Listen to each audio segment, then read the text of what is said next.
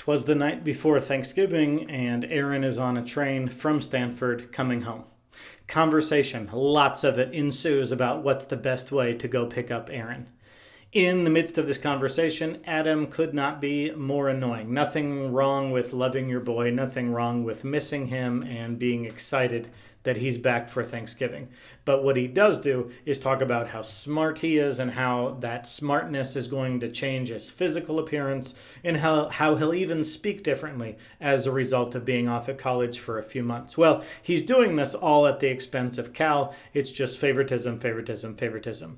Well, they get home and there's awkward silence, and we see from Aaron's point of view that's a little bit annoying to be the favored son. So this is an aspect that we haven't commented on nearly enough, and that is that when you have a sibling pair and there is favoritism, it's obvious why that's a downer. That's why that's a bad thing for the rejected sibling, the rejected child, and that is because they are tempted to lash out and retaliate and feel unloved by their father.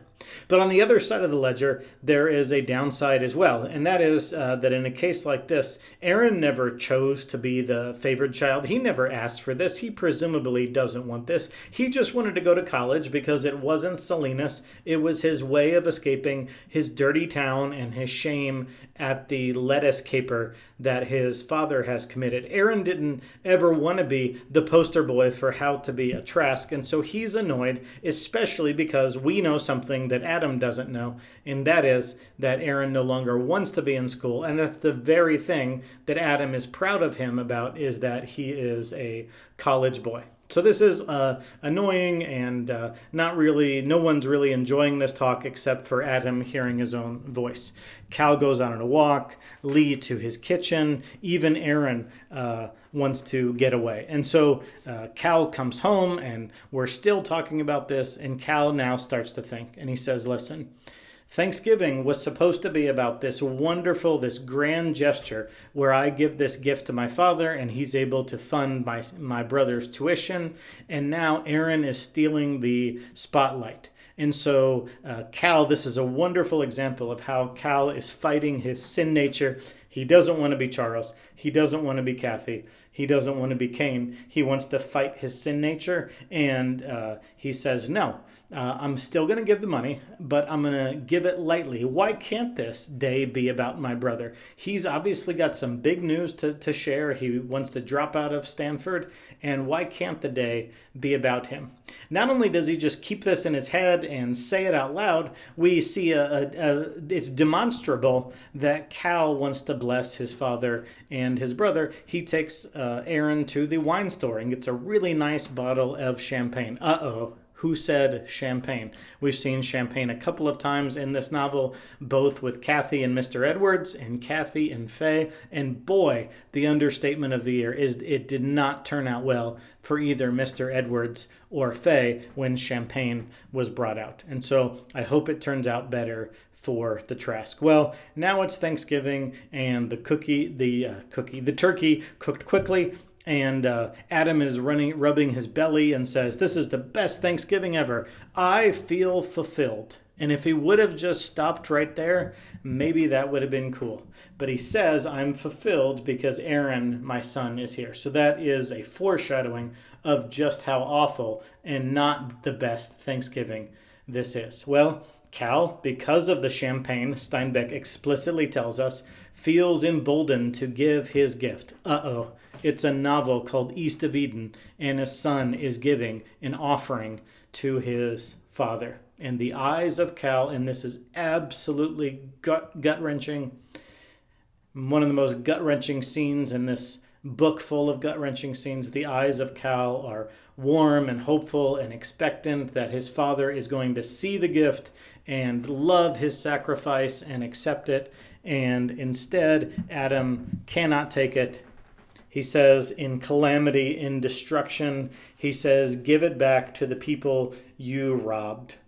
I don't want this blood money. Here's what I do want. I want you to be more like your brother who makes me proud.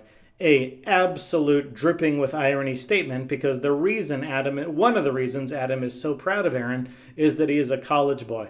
What doesn't he know? That Aaron planned to announce that he was dropping out of college. And so the champagne has caused another calamity, and we have almost a exact replica of Genesis chapter 4 in the next line. And Adam says, "Are you angry?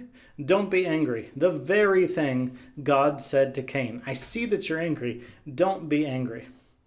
And so he runs away, Cal. He runs away, and he feels his heart start to fill with hate. He comes back, and he's collecting himself, and Lee, ever the voice of reason, comes in the room and says, "Don't do it. Remember Timshel. Remember thou mayest. Remember that you are not predestined to this. You don't have to be this person." And so Cal goes and apologizes and goes on a walk. Well, Aaron's Thanksgiving has also been ruined because he was going to make the big announcements, this grand gesture. So his Thanksgiving has also been ruined. And he goes out on a walk, and now Cal and Aaron meet up on the street. And Cal says, "I have something to show you." And we don't know what it is that he has to show Aaron, unless, of course, we've been reading carefully. This is no spoiler, but just if we've been reading carefully, we know Cal takes Aaron to at least the street where Kate is. We don't know at this point if Aaron looks in a window, if he meets his mom. We don't know anything. We just know that he takes him as far as the street that his mother lives on. Aaron still oblivious to the existence of Kate. And then the scene closes with another example of Timshel.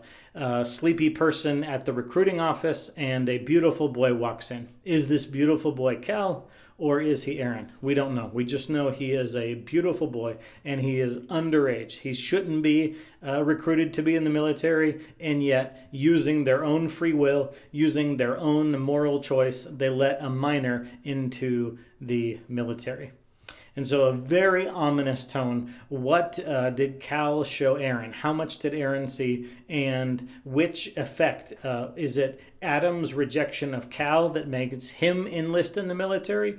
Or did Aaron find something out that makes him enlist in the military? Which Trask boy is it? And are you sure in your prediction that you are right about which Trask boy? So I just want to make one comment on the dripping with irony of this chapter. This chapter is probably the closest parallel to the Cain and Abel story in a way that even the Adam and Charles story and Cyrus story is not. And that is that when Cyrus gave Charles and Adam the inheritance, when he died and left them the inheritance, Charles objected because of the blood money made from profiting off of war, and Adam said, "That's stupid, let's just take the money and not ask questions."